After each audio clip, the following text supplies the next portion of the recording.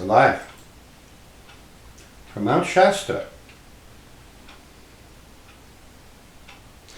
The question for you trivia buffs who also saw the announcement on Facebook and email today is, where was the photo I sent to attract your attention? Where was that thing? Where is that waterfall? That's the question. Bonus points if you get the right answer on the first try.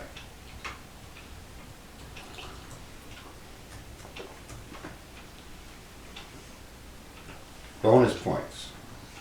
Nobody wants bonus points tonight. I'm going to just say Iceland. Let me just say, I took the photo. So it's probably the Sierras.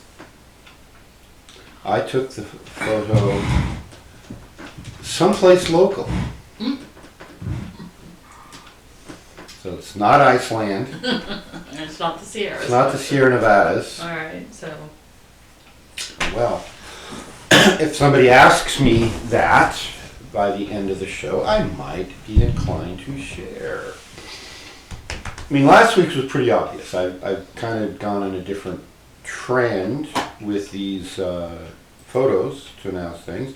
Right now I'm only using photos I've taken of something significant to me.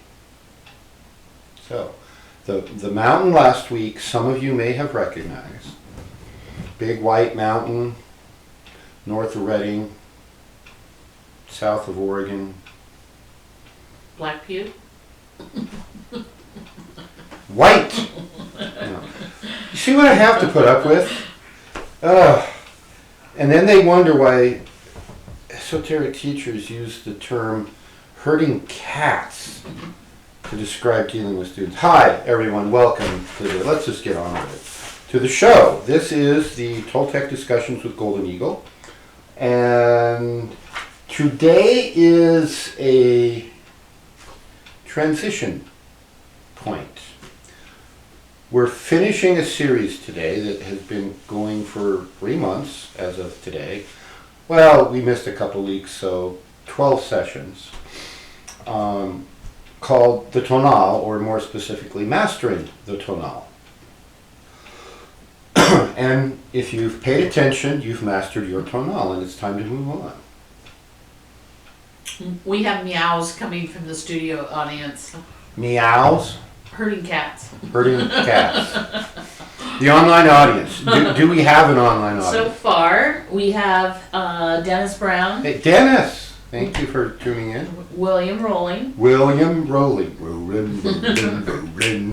Oh, wrong show. And Mohadib and Jeff are with us. Wadib and Jeff. Okay. Nice. Thank you for tuning in, Wadib and Jeff. Especially you, Jeff, whom I've never met. But I've heard things. Heard things. Now, Wadib, for the right amount of money, I won't tell him what I heard.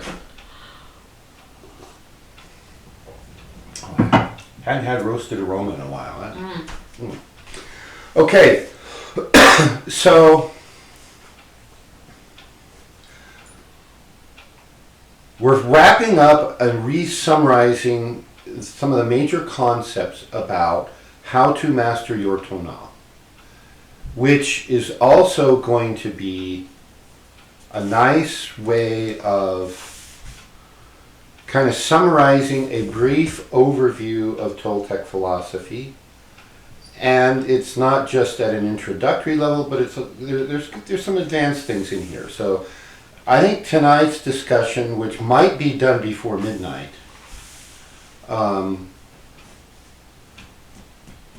will probably have something for everybody. So I even made notes. You know I'm on it when I make notes. So, okay. First off, what is a Toltec? Who are Toltecs?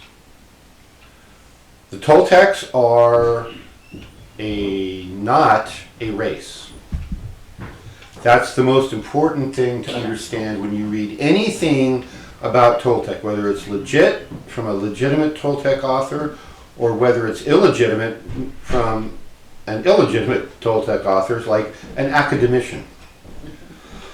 I know of 2 academicians who also happen to be legitimate Toltecs. Well, 3 if you include me, because I'm one of those academicians who's kind of on the fringes. I don't fit into Just about welcome, anything. ladies. I don't fit into the mold of modern standard academia, and I do that by design, and so should you. Especially if you're an academician. It's like, wake up and smell the truth. So, the academia would have you believe that, they'd really like to get you to believe that there's no such thing as a Toltec. Second thing is, they'll try to sell it as a race, a genetic race, and it isn't. The Toltecs were a caste, C-A-S-T-E, sort of like a guild, if you will, of scientists and healers and artists and spiritualists. This guild or caste could be considered a subculture. It's the same way as, we have in our culture, we have stonemasons guilds, we have electricians guilds, we have the really mystical guilds, the most magical of all magicians, which are plumbers. Because I have mastered just about every kind of trade you would need to build just about any kind of building you would like, except plumbing. So there's a mystery there that I haven't yet grokked, I haven't penetrated, I'm not yet initiated into the guild of plumbers. Electrical, got it. Carpentry, got it. Linoleum, concrete, roofing, steel wall construction, I got it. Build a rocket ship, fly to other planets, no problem whatsoever, but get somebody else to do the plumbing in it. Okay? Because enough said. So the Toltecs at one time covered all of North America. Some of you know this. And by all of North America, I mean everything south of the ice and north of Panama.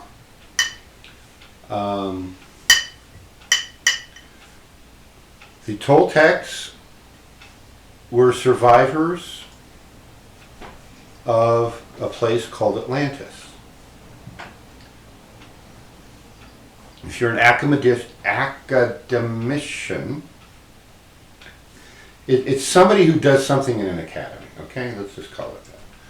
If you're an academician, you don't believe in Atlantis because that's who your propagandists, what they told you, right? Oh, I'm sorry, your graduate school professors told you that there was no such thing, and like any good, dutiful academician, you didn't dare question what you were told, and you never went and looked for yourself.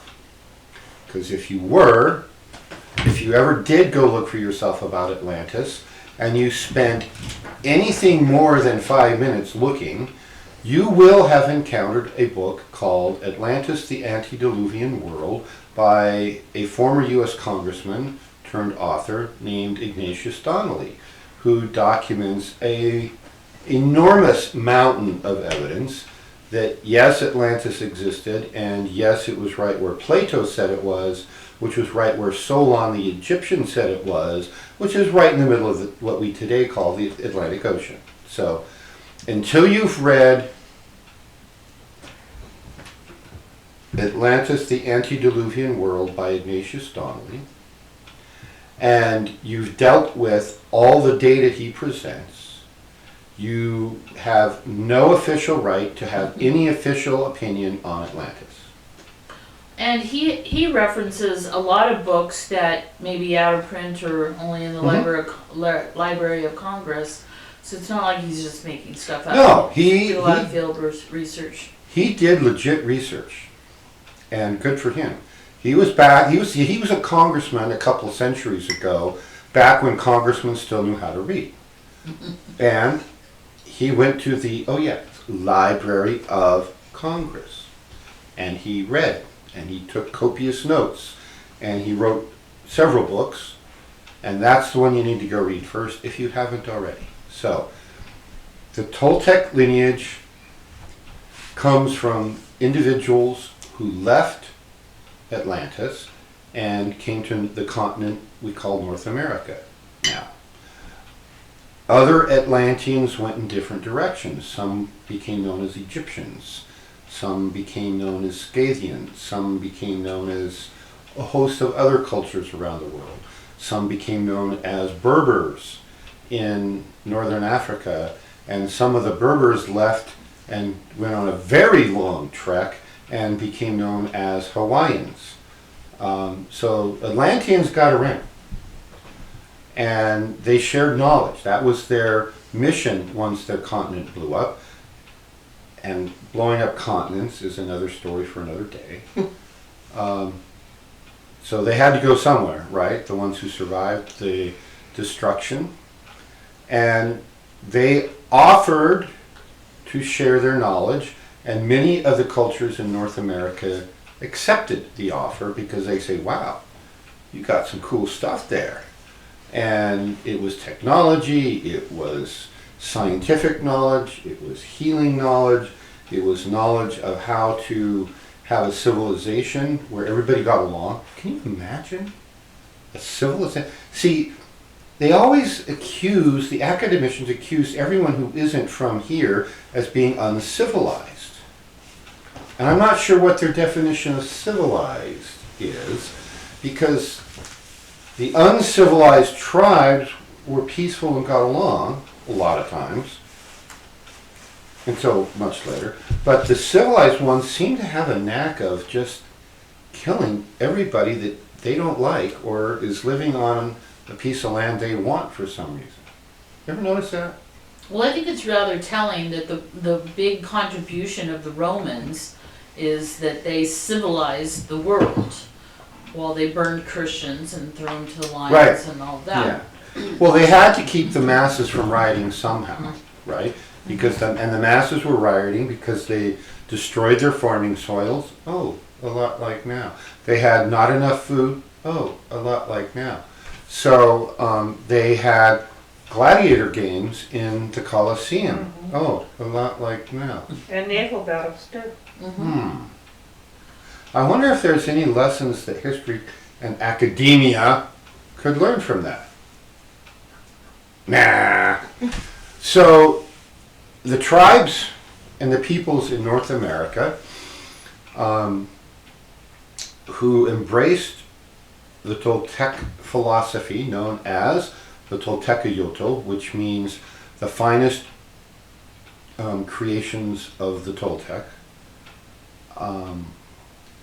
those peoples became known as the Nahuas or the Anahuac. See, there's some confusing terminology out there in the literature I'm going to give you a heads up on. Anahuac as a term means the land between the waters. It's a term that's used to describe both place and people, so it gets a little squishy. The waters in question, based on a preponderance of evidence, are the Atlantic and Pacific Oceans. One of the pieces of data that's strongly suggestive of that is that the Anahuac peoples were everywhere from Alaska to the New England and everywhere in between and all the way south to a place that became known as the end of the Anahuac, or in the Nahuatl language, Nikan Anahuac, or as we now call it, Nicaragua. So Nicaragua was the end, and up there in the ice country was the beginning of the Anahuac, the land between the waters. And many, many peoples embraced that philosophy, the very elegant and holistic philosophy of how to live, how to conduct a society, and how people can get along and thrive, not just physically. That's just a stepping stone to the larger goal of Toltec civilization, which is spiritual transcendence. So we have a lot in common with many of the other spiritual societies around the world, which is to recognize that our world here is an illusion. This is what now the scientists would call a holographic projection. And we're not thriving either. We're in a holodeck. No, we're not. We could be. The holodeck program has been hacked and viruses uploaded, but we'll talk about that later. So, once you accept the premise that the purpose of humanity and the purpose of your culture is spiritual transcendence, and therefore mastery of this hologram and the ability to modify it in beneficial ways and ultimately to transcend this physical plane and go up a level in the holographic game of human growth, human evolution, then every decision becomes obvious. Or rather, the answer to every question becomes obvious. Gee, should I poison my only food supply? Well, let's see. I have a healthy body vibrating at a particular frequency to do my higher spiritual work of transcendence, and if I poison my food supply, everybody dies. No, that would be a bad thing. We're not going to poison our food supply. Or the water. Or the air, etc. You get it, right? So, the Toltec peoples of the Anahuac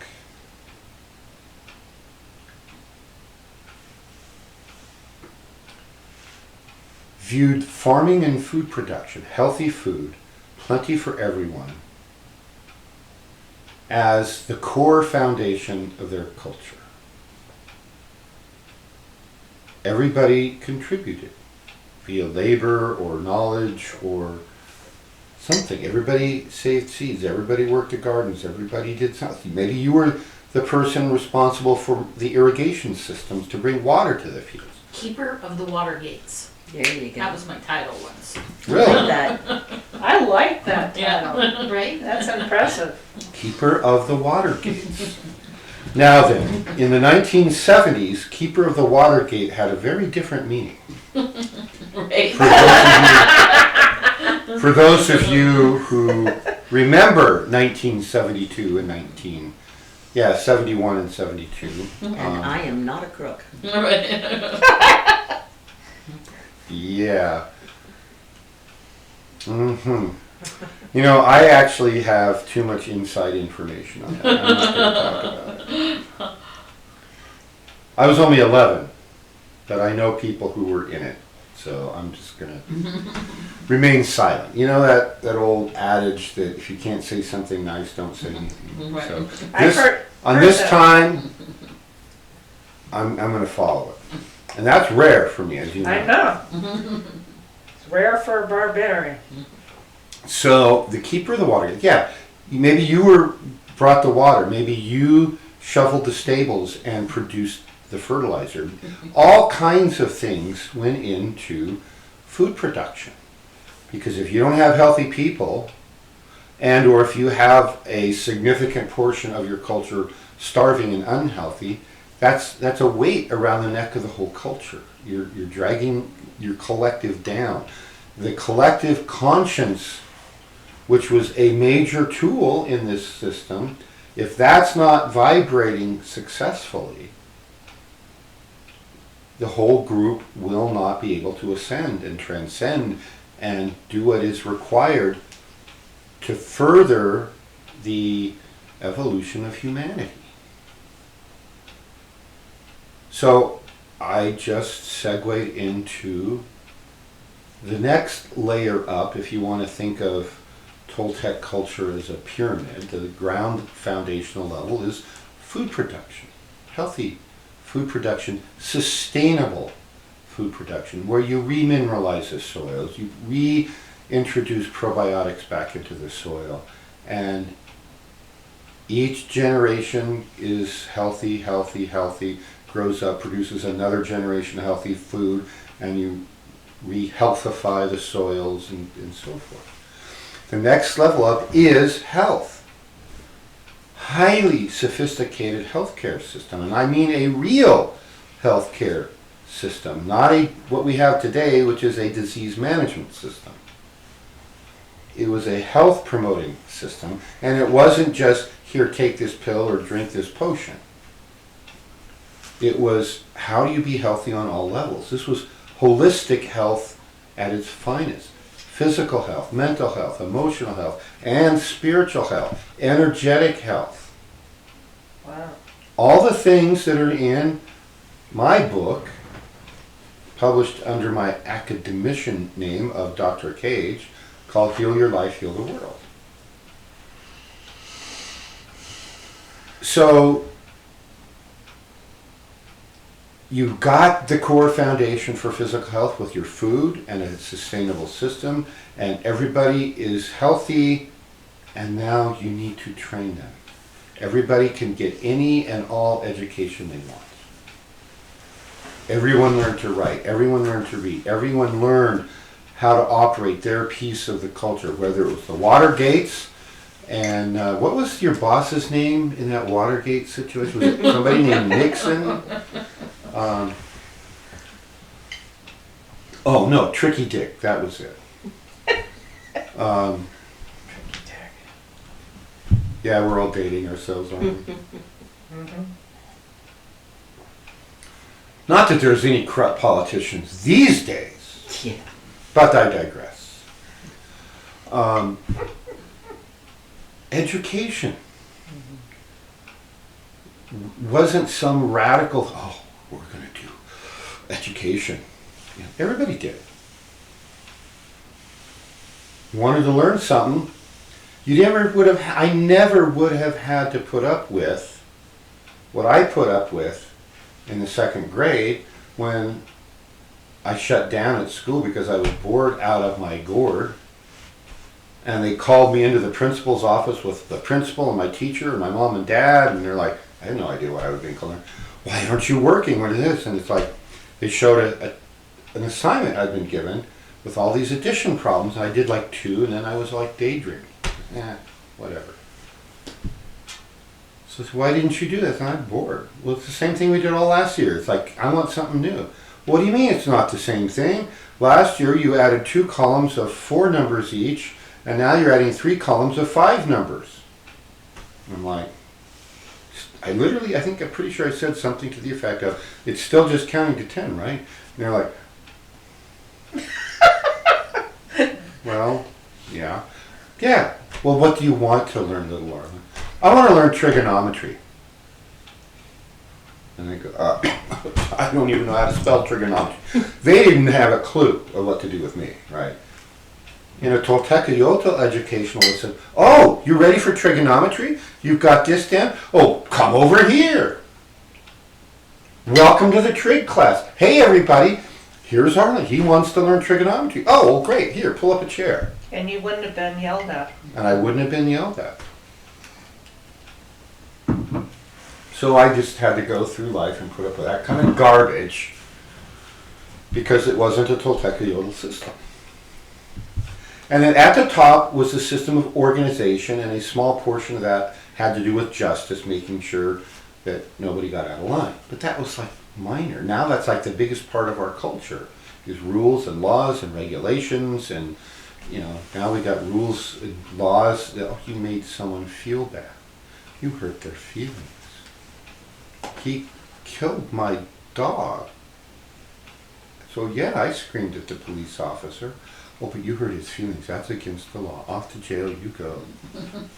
And I wish I was making this kind of crap up, but I'm not. So there had to be organization to make sure the water was flowing and the food was growing and the energy system and the temple system was all functioning, right? Oh, hey boss, we're getting to that upper level of the pyramid, and to build the mica chamber at the top for the one and only intended purpose of the pyramid, of transcendence. We need that mica from Brazil right away, by next week. Oh, okay, well, let me send a hovercraft down and we'll get it. Great. You'll have your mica next week. So somebody had to organize all that. That was what Toltec culture was once upon a time.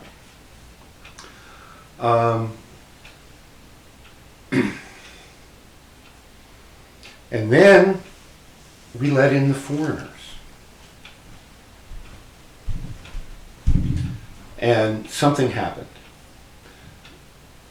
The knowledge, actually, several of the Toltec centers were massively successful, and they poofed out. They're up on the higher plane, and they said, you guys down there figure it out, because we're out of here. And Haji Majini, they're gone, right? So then people come along centuries later and find their cities, oh, I wonder who lived here. Well, it couldn't have been these Toltec people, because my academician boss told me Toltecs, we have to erase them out of the history books.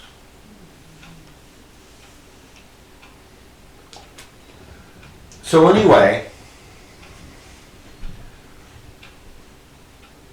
Toltecs, we still have access to all of that knowledge, if we can get anybody to listen. We have access to the formulas for transcendence. We have access to the formulas for how to run a civilization.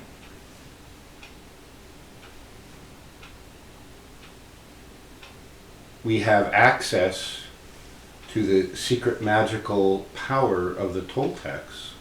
It was known as the power that we now call the Ikadwa, which enhances consciousness, it enhances everything we do, it enhances our intent.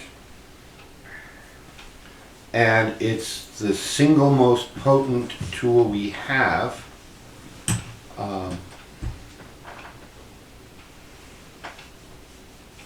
for mastering our tonal.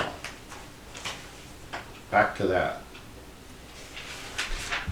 So the tonal, let's talk about what the tonal is. As you may recall, the tonal is that portion of the universe which we know and or is knowable. If we can conceive of it, if we can interact with it, or someone can, then it's part of everything that is called the tonal. That which we cannot access and cannot know is known as the nawal. So a discussion series on the nawal would be really short. Ready, go, and we're done. That was it. That was the discussion series on the nawal. Well, you could talk about the fact that there's the nawal and then there's a nawal. Yeah. But there's that, I'll get there. Remind me if I don't. So, how the first question is, well, if you can't know it, how do you know it's there?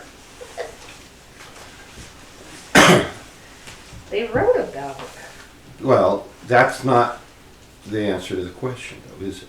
No. The fact that somebody wrote about it doesn't mean that's how we know it's there, because that means they knew about it, right?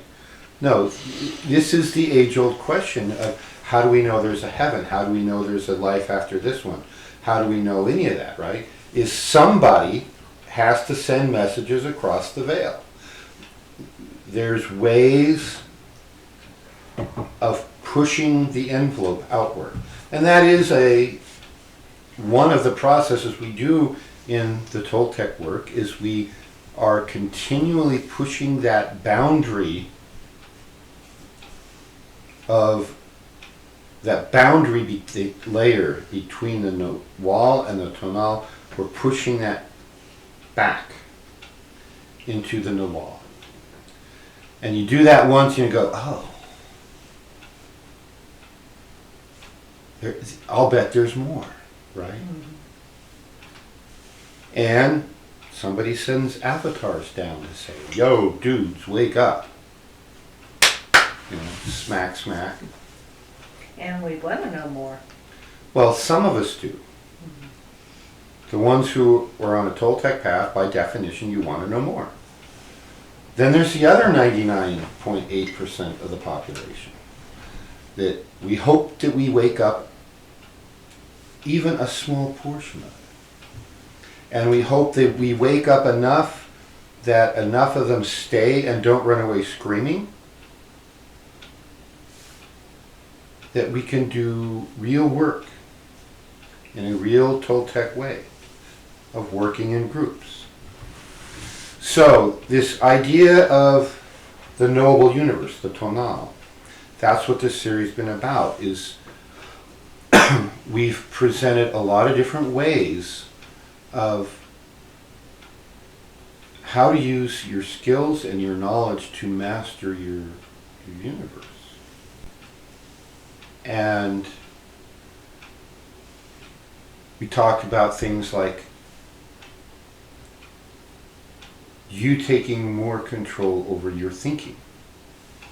Right? There was a whole episode on what am I thinking right now?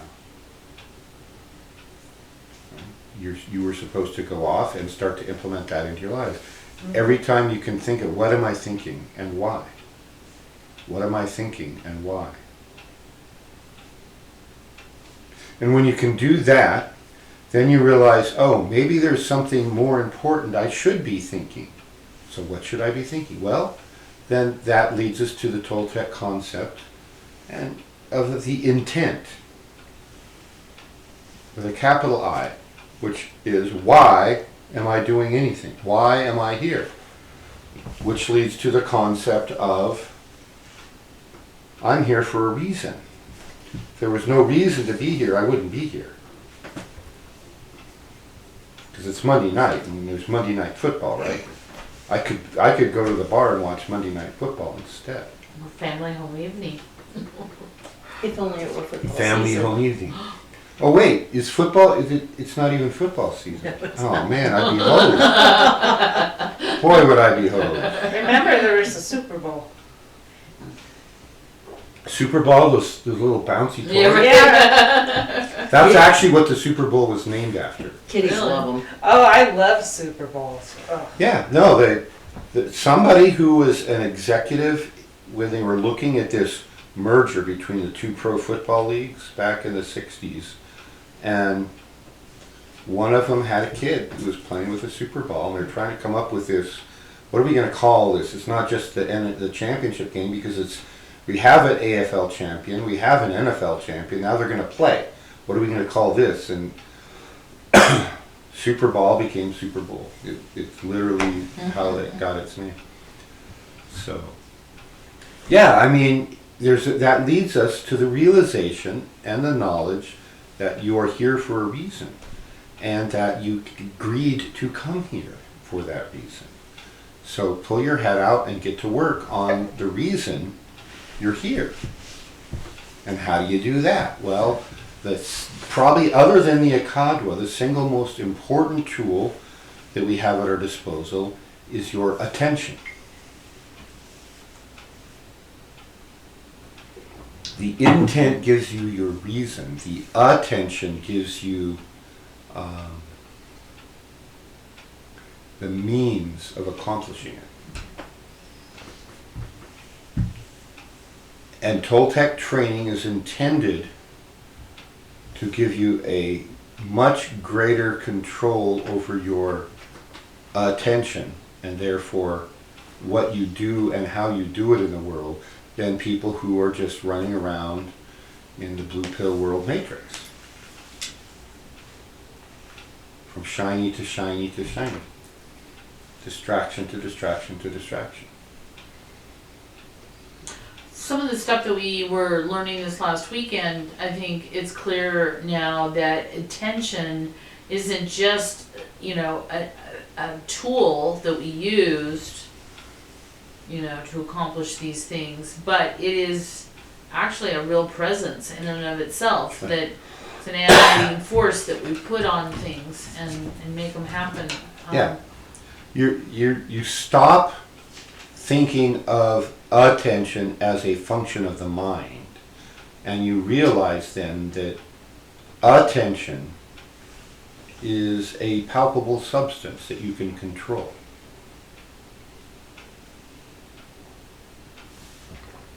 And so what you do with your attention is crucial. So the whole Toltec work of mastering your tonal, you upgrade the way you think, you upgrade your attention, you upgrade the concept of an intent. It's intended to help you embrace the larger issue of human transcendence. Somewhere in this work, and it differs for everyone, there is a very subtle but very crucial shift you need to make in your perspective, your point of view of the world. Your perspective needs to embrace the concept that the Toltec work, the Toltec philosophy, is not something you study. It's not something you do.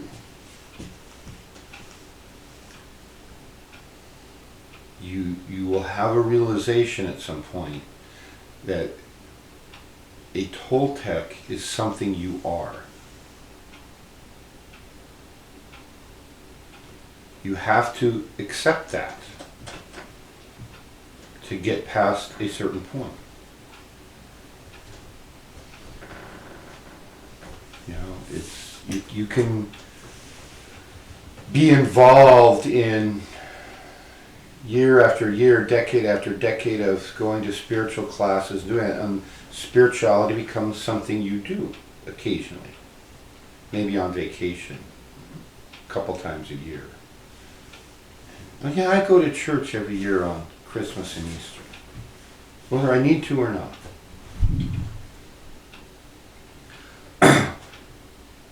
But at some point, you embrace the idea that I am a Toltec. I am, or what is called in language, a Tolteca. You are a Tolteca.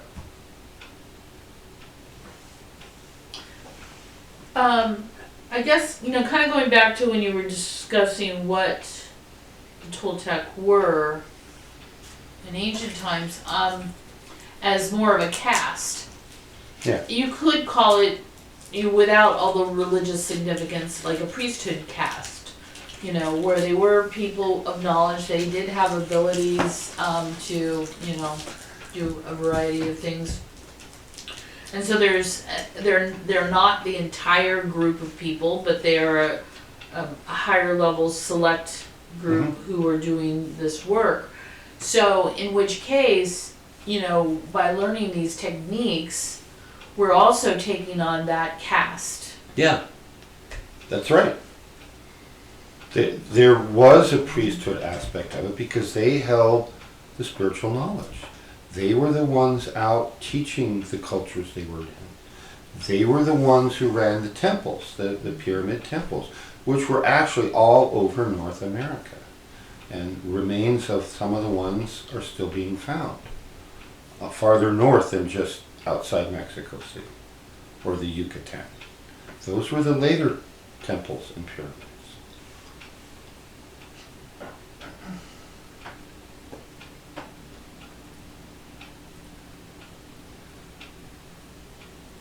The Toltec caste, the Toltec club, whatever you want to call it,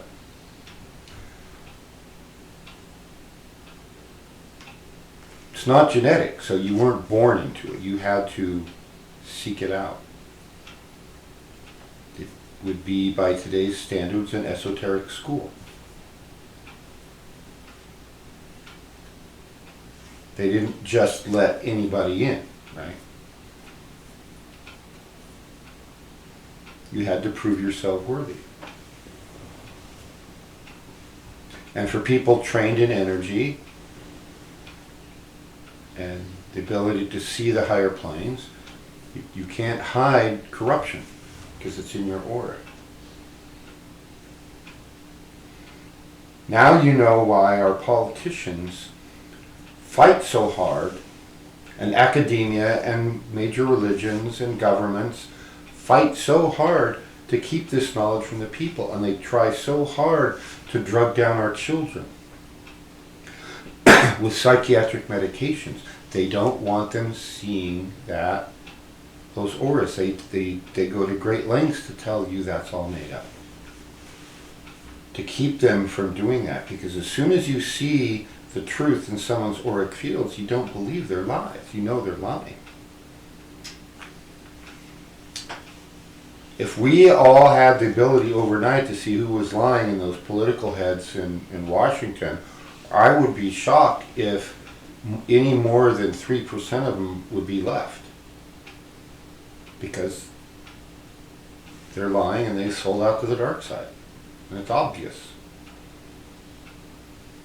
And it's all being choreographed for our entertainment and amusement. It's part of the modern version of gladiator games to distract us from what's really happening.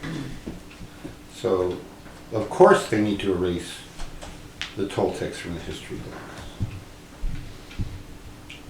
Of course they want to delete references to subtle energies, to chi, to prana, to auric fields, to second sight. Of course it's being vilified by the power mongers.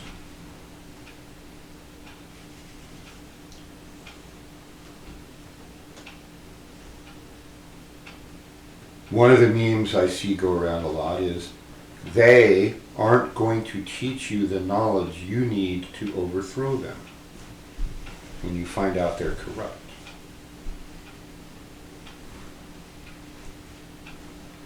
We have to sneakily get that. We have to smuggle it in. We have to smuggle it to the people who need to see it.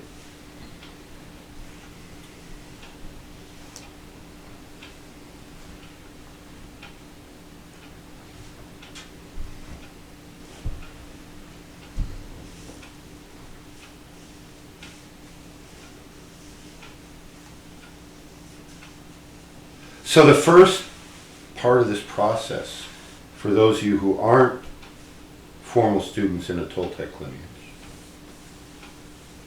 and maybe even for some of you who are, is to embrace the notion that there's something more. That there's something more possible for you individually, that there's something more possible for humanity as a whole. That little nagging voice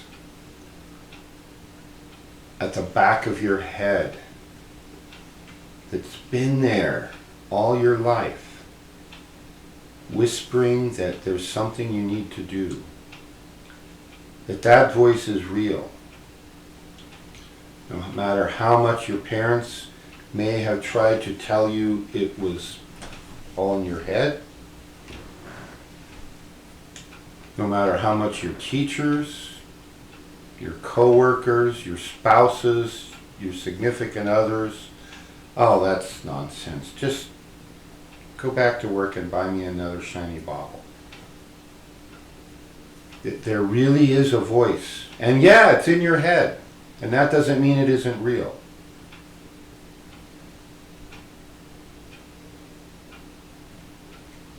Your own thoughts are in your head, and they're real. So when your parents tell you, oh, that's just in your head, it's like, yes, and?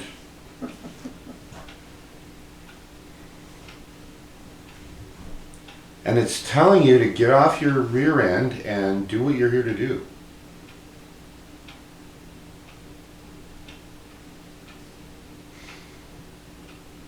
Did you see what the cat just did? Stuck a hind leg in the air and was going, like, if you're raising your hand, just turn around and ask your question.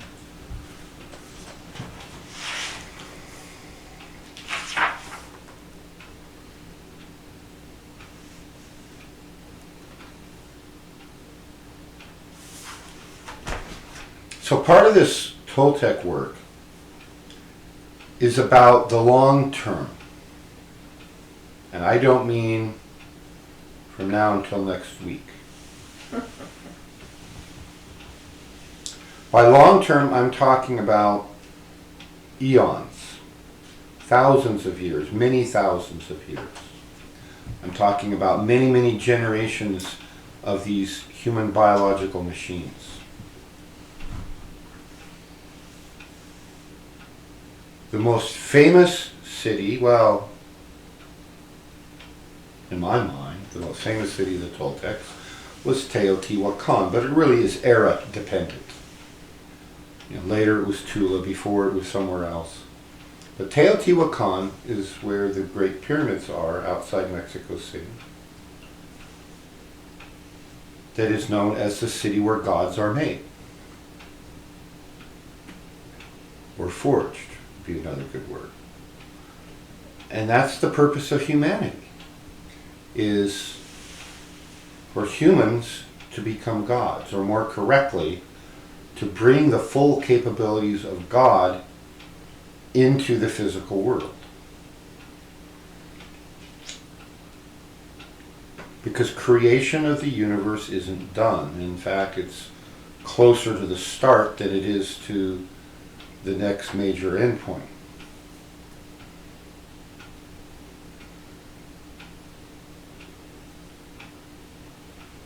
The universe is 19 dimensions, and we humans are living in these biological machines that are in a four-dimensional world. So we're trying to do a two-way evolution here. Turn our biological machines to add the capability for them to interface with more than four dimensions. And at the same time, we're evolving the essential self to be able to come down and inhabit this and keep all of its capabilities. Right now we're not there.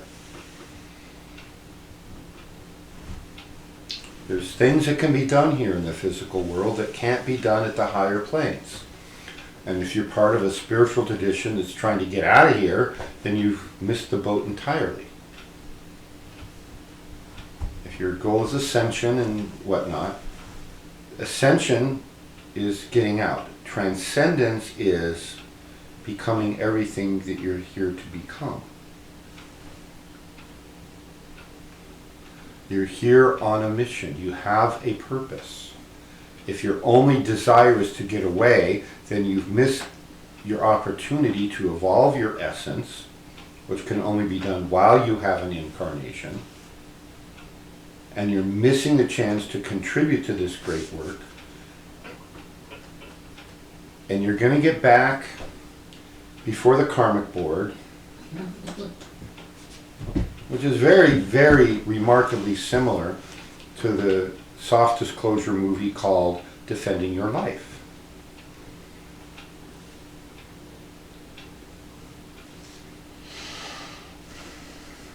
And the karmic board's going to say, oh, Yvonne, nickname of Little Eagle this time.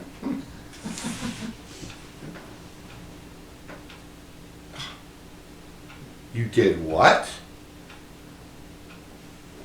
Or, Yvonne, oh, Little Eagle this time. Oh, you did what? All right.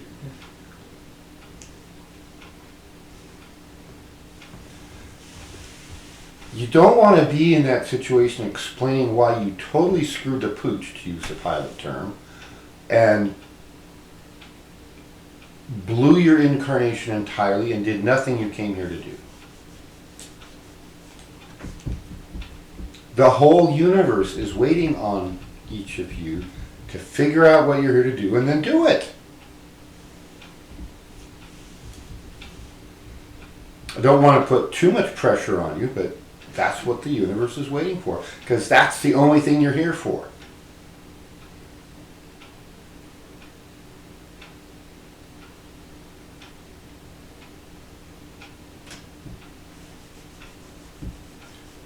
We agreed on a mission,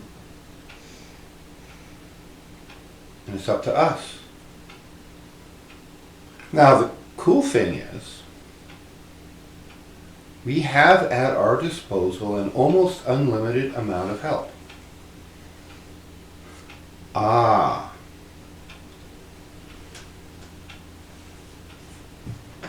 It's available, but there's a secret method to acquire that help in accomplishing your mission. Anybody know what it is? You have to They ask. ask. Ding, ding, ding. Yeah, you gotta ask. Ask and it shall be given you. Right? Hey, everybody in those higher frequency planes up there, I'm trying to do my mission here and I need some help. Oh, how much do you need and what do you want? They're just waiting to be asked. Because it's a free will universe. This lifetime, this thing called an incarnation, you can think of it as a combination between a secret initiation into a secret club, as well as the ultimate final exam. And the whole exam is practical.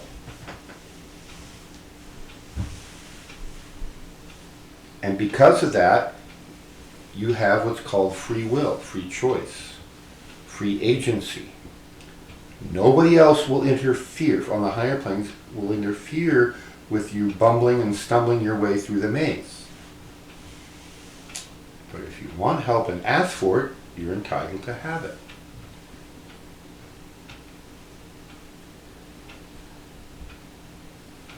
Have you asked lately?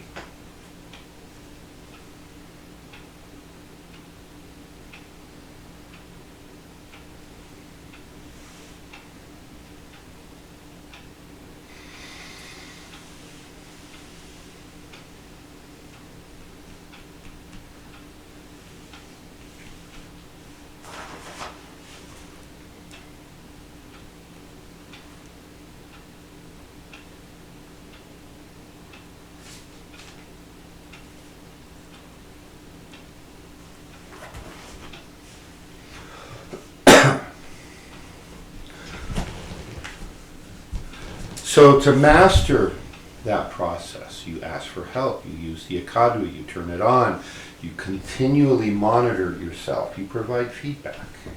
There's the tool, what do we call it, the tree of life. All those pathways of data and states of being, that's available to you. That's a map to where you're at, consciousness-wise. We have tools like the American Book of the Dead that teaches you about the larger structure of the universe and how this thing called an incarnation works, how that's partly captured in the American Book of the Dead, which is a reinterpretation of the Tibetan Book of the Dead. And of course, just about every culture on the planet had a Book of the Dead, which was part of those secret instructions delivered to humanity to say, dudes, wake up. Dudettes, wake up. And so doing this Toltec work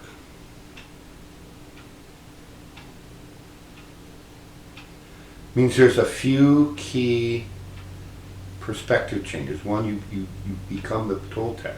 Number two, you accept the fact that there's no downtime. You don't get time off.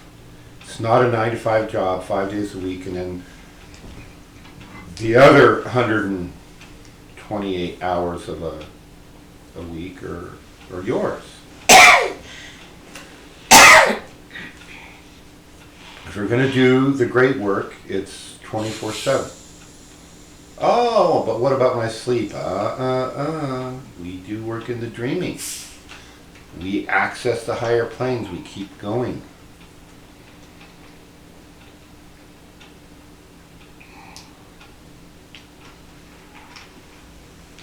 This is an act of service. It is a dedication to something much greater than ourselves.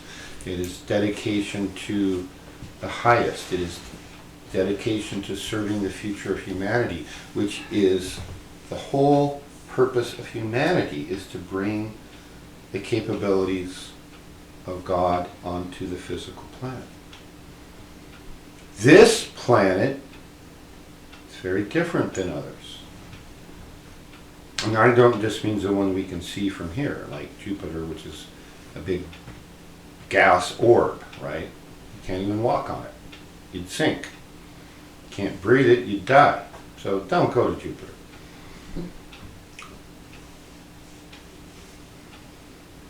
At least not without the right spaceship, which I can build if you bring me enough money.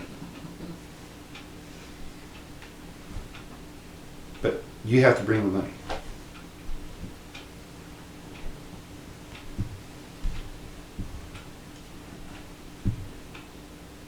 So there's a higher purpose for humanity, there's a higher purpose for human life, there's a higher purpose for what you do day to day, and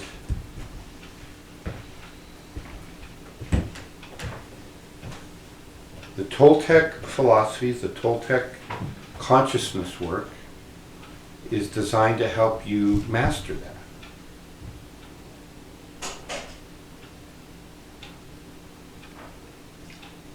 This power we have, the Akadwa, is not just a healing tool. It's not just for consciousness. It's not just a trinket that you play with occasionally. It becomes one with us.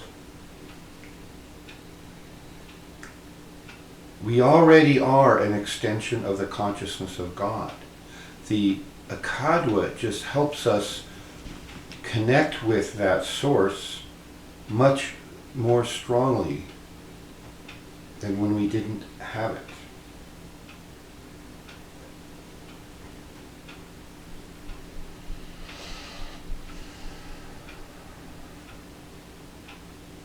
So for those of you watching this who have the Akadwa, are you using it? See, we have an oath. Those of you who may not have the Akadwa or maybe new to it, we take an oath. When we are given this great gift, this great divine gift, we take an oath that we wish for the Akadwa to be used for the benefit of all beings everywhere. When that's discussed, people usually focus on, oh, I won't do any harm with it. I will only use it for good. They focus on the benefit. Some people are a little squishy about all beings. Why would I help an evil demon? Well, maybe if you did something for his benefit, he would be less evil. But the single most important fundamental flaw that most people make is they forget to use the Akadwa part. You're supposed to be using it. Not just once in a while, not just once a month whether you need to or not, but 24/7. Those of us who've been doing Akadwa for a while, we never turn it off. You know, it's not like a flashlight in your pocket. Well, I'll take it out and I'll turn it on now. No, it's on. Maybe you turn it down a little, and then like a car radio, when your favorite song comes on, you crank it when you really want to send it and bring it.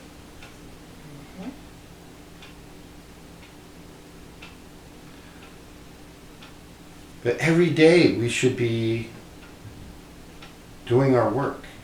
We call that a personal practice. We call that our meditations, our dream journaling, our dreaming, our physical exercise. That's part of it. You have to use, to keep this machine working, we actually have to use it. It's just like a tool. You sit it out in the rain, it'll rust it and it'll melt. You'll come back 10 years later, hey, I made my hammer here.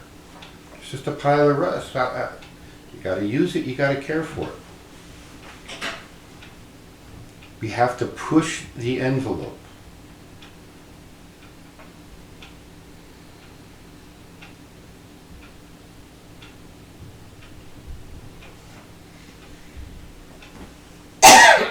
Physical exercise is hard. Nobody wants to go start an exercise program. But everybody wants the benefits, right? I want to be strong and vibrant and flexible and energetic and be in good shape. But no, I don't want to exercise. No, well, you got to do it, and it's not going to be comfortable. And the same is true, not just physical exercise, but mental, emotional. If you're right brain, you're going to have to go learn the left brain stuff at some point. And if you think you're going to get away without it, you're deluding yourself. If you're left brain logical time, you're going to have to go do the right brain artistic, intuitive stuff. And if you think you can attain anything without it, you're deluding yourself. Emotional work. Stuffing it down and... No, I'm not emotional. That doesn't work. You have to deal with it. What is that emotional trigger? You have to look in the mirror. You have to know yourself. Spiritual work. No, I did religion when I was in the first grade. That's it. So that's my spiritual... No. I'll do a lot to help humanity, but I'm not going to go there. You will not attain, and you will be back in front of the karmic board saying, and they're going to be saying, WTF just happened on this incarnation. What were you doing? Oh, they told me it was going to be hard work, and it was uncomfortable. Yeah, and? I promise you, the work of transformation is uncomfortable. A lot of analogies we use, like blacksmithing and turning the iron into steel, and heat and pounding and pressure, and then doing it all over again voluntarily.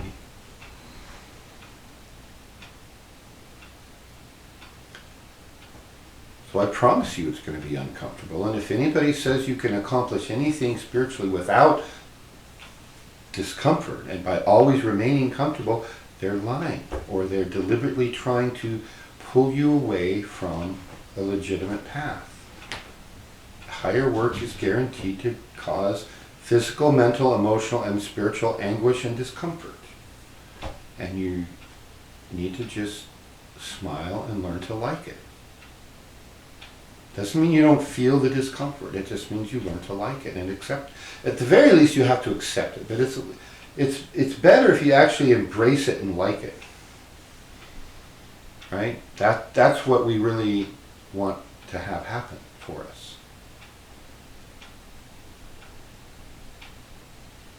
So if you're listening to this, if you're watching this, and if you're considering, oh yeah, the Toltecs, they got this cool energy stuff. I like this whole upgrade the consciousness thing. Yeah, this holistic society, Tolteca, yo, that sounds kind of good. How do we do that, you know? And then you want to do the work, but then they say, oh, work? Work? Wait, what's this work thing? And now discomfort? If the concept of 24/7 work and discomfort scares you away, then better you leave now. Live out the rest of your incarnation and go before the karmic board and get another incarnation and start over. But if just hearing the words work and discomfort cause you to shy away, this isn't your path. Hard work, too. Hard work and lots of it. Some shaman I know wrote that once. Actually, I wrote it several times.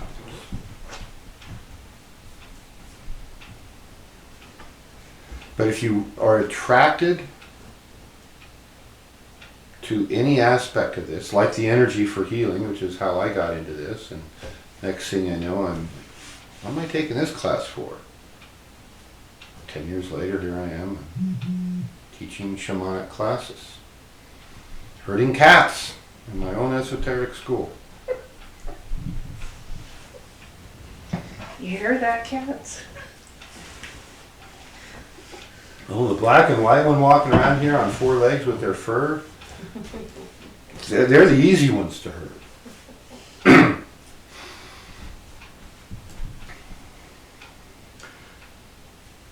If the potential benefits of this work far outweigh any concern you have that yes, I guarantee you will feel discomfort, and you are attracted to a path of service of humanity and so forth, then maybe this is your path.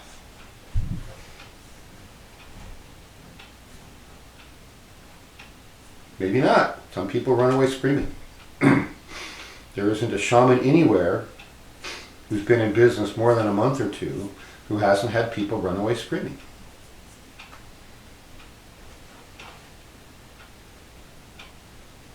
I certainly have had people run away screaming. I know my teacher, Coyote the Blind, he's had people run away screaming.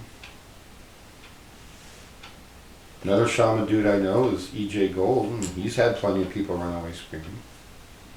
And I literally mean screaming, like, ah, get out the door, and don't get in their way, because they're on their way out. Whatever their trigger was, out the door they went.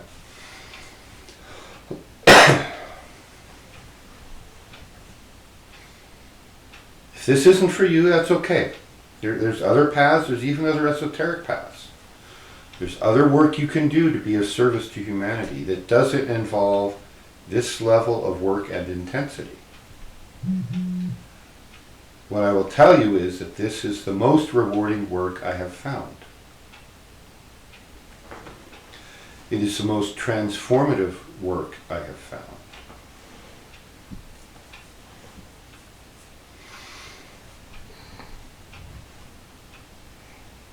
The Akadwa is real magic. I do things with the Akadwa now that 12 years ago, before I got it, if you told me I could do those things, I would have said, no, you're making that up. That's fantasy fiction novel stuff. And now I do it daily. It's real. You know, back in the 1980s, 1990s, you know, everybody's reading Shirley MacLaine novels. Ooh, astral travel. No, that's not real. Not until you start doing it, then it's real. But it's not the end point. You know, it's not like, oh, I had an astral experience once, I'm done, my spiritual work's over. That's like a child, a toddler learning to take 2 steps without falling down. Is he done walking? No. The goal isn't to walk. The goal is to fulfill your mission. Walking is just how you move your body around. Astral travel is how you move some of your other bodies around to do work.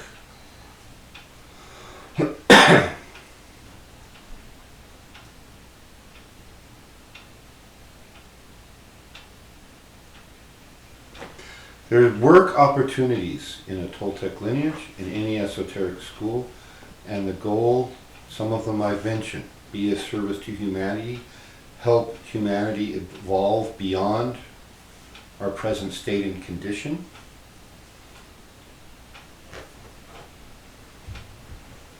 And part of what you're here to do is learn to discern between truth and lies, to learn to see past the hologram, to learn to detect the dark side agents that are hacking.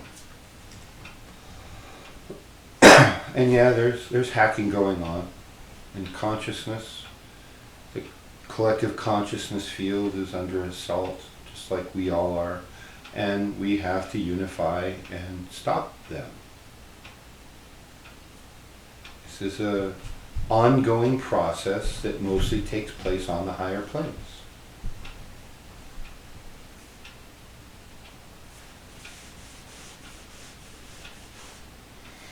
So, any questions?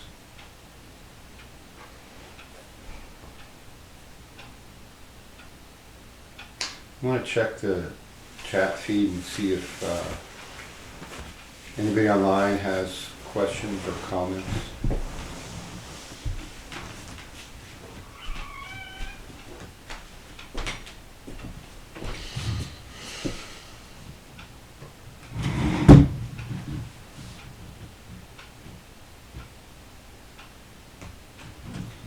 Oh, William's saying, meow.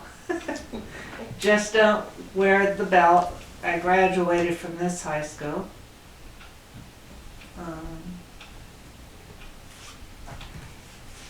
Aria asked any questions. So, Okay. let's see. No questions. What is the best way to assist humanity at this time? Especially with the politics. Okay. Good question. Okay, if you want it, you all have a true will. Mhm. The process of finding and fulfilling your true will is the best thing you can do to help humanity. Okay. Ignore the politics. Ignore it. You've got 8.5 months of mayhem left before the election in November, and it's not going to be over then, right? Mhm. The last 3.5 years have been, since Trump was elected, have been total mayhem. It's all designed to distract you from your work. Your work is to do your true will. So you've got to do work on self. You've got to do your personal practice. Inform yourself.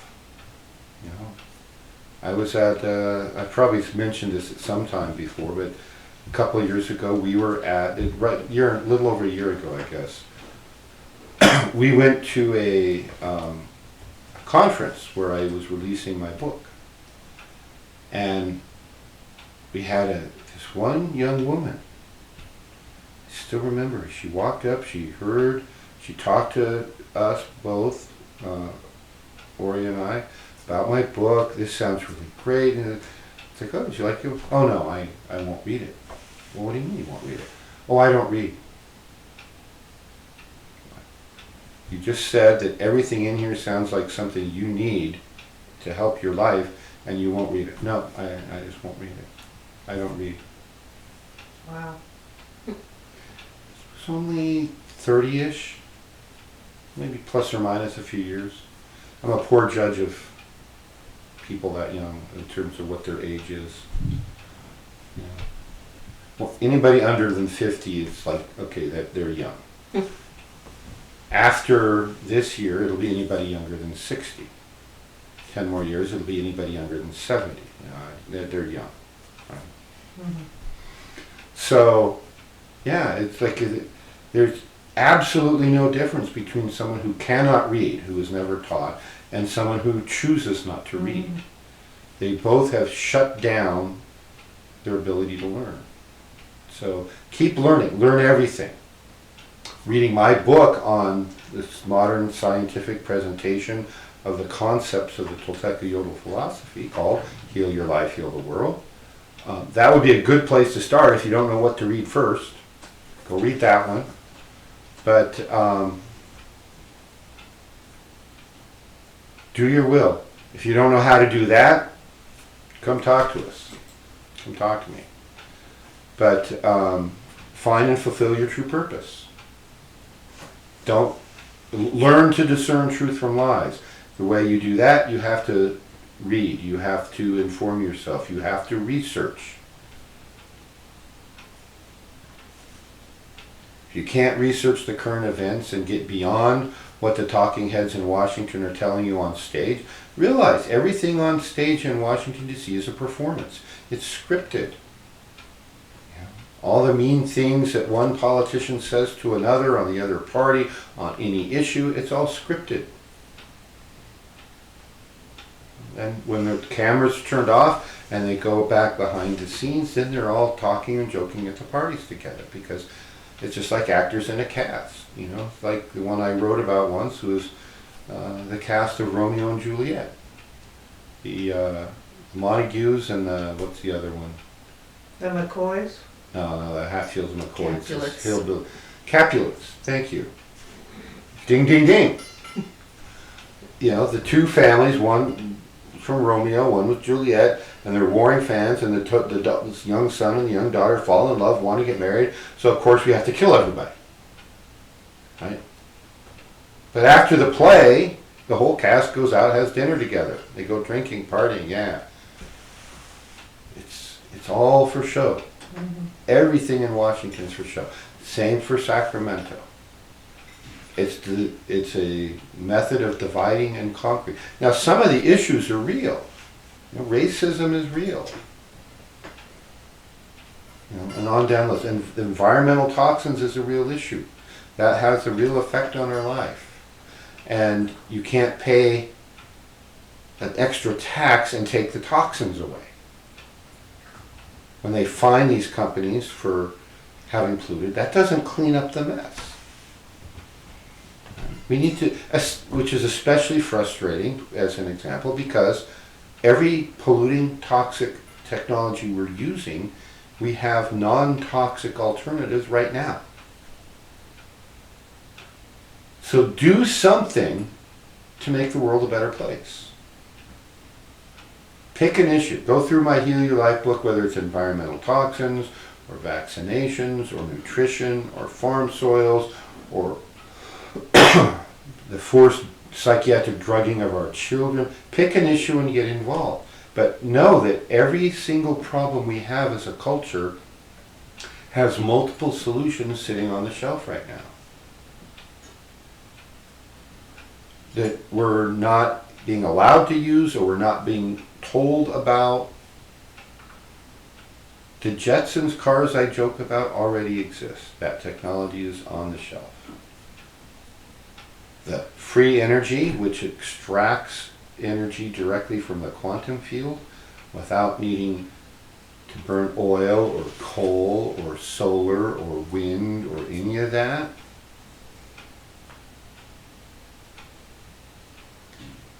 That quantum field generated energy is available right now. We could convert within 5 years, all polluting energy technologies could be gone if we made the choice to do that. So just know that everything out there, it's all part of the hologram, the veil that's been pulled over us to keep us from excelling.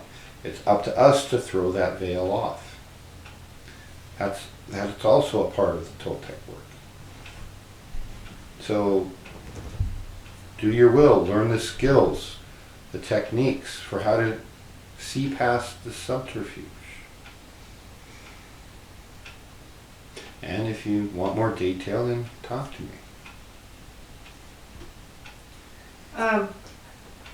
me. You say to ask the high ones, like, to help me with my true will, but like Coyote says, a lot of times help doesn't come as you think it's going to come.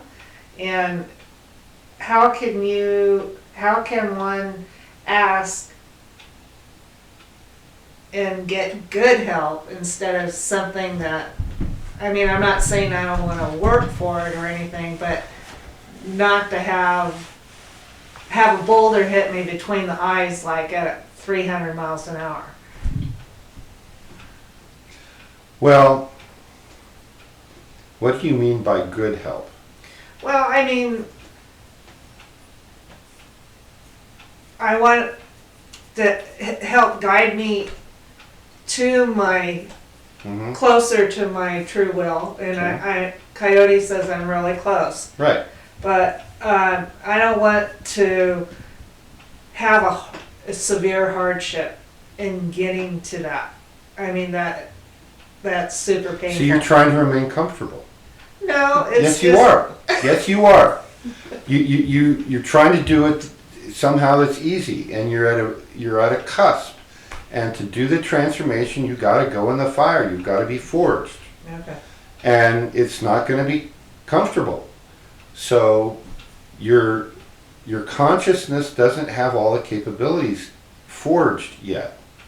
And it sounds to me like you're getting good advice and you don't like it. You're getting advice that says, go do this hard thing, and but can I do it and stay comfortable? No.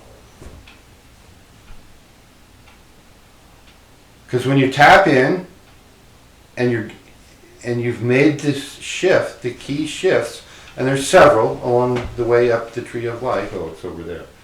Picture. Yeah, this will be hard. This one will be hard.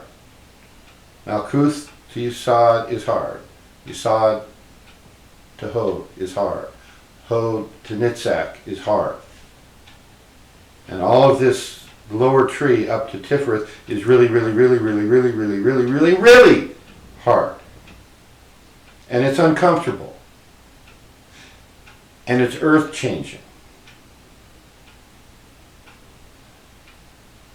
So you have to accept that it will be hard and that you're willing to do it, and then you go do it. And then you will see, right now there's a block. You have a block that you're not willing to go past.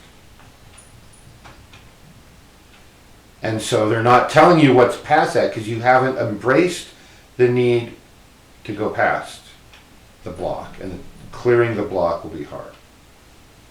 So yeah, you have to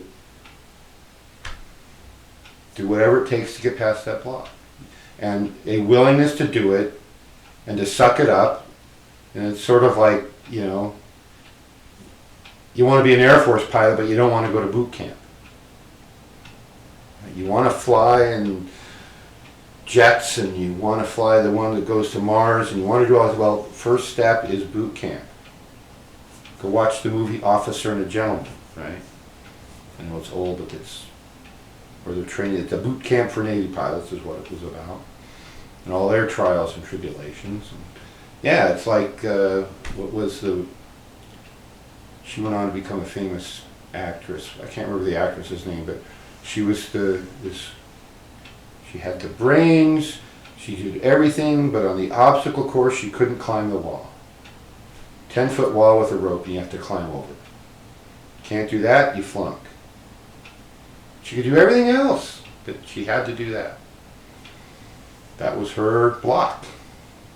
Are you talking about Demi Moore and G.I. Jane? No, I'm talking about Officer and a Gentleman with Richard Gere, and I don't remember the female lead's name. Deborah Winger? Kelly McGillis? Well, Deborah Winger was the girlfriend. was the love interest of Richard Gere. She wasn't in the Navy. I didn't remember a female Navy person. I haven't seen it in a Go long watch time. Yeah. I won't spoil your fun. Yeah, there was female and male cadets in this class, mostly male, and she had, that was her block. She had to get over that wall somehow, and nobody could help her. Right? It's like they could shout encouragement, but they couldn't like pull her over. She had to find a way to do it herself if she was going to make it. So, you're getting advice, you have astral abilities, you have all the abilities to communicate in that lower portion of the tree.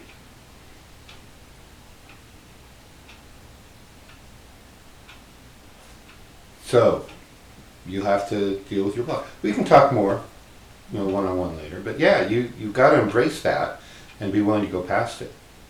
Because I can tell you right where it is when we talk. Right where it still is. Any other questions? Anybody online? Any more typing going on? Okay. All right.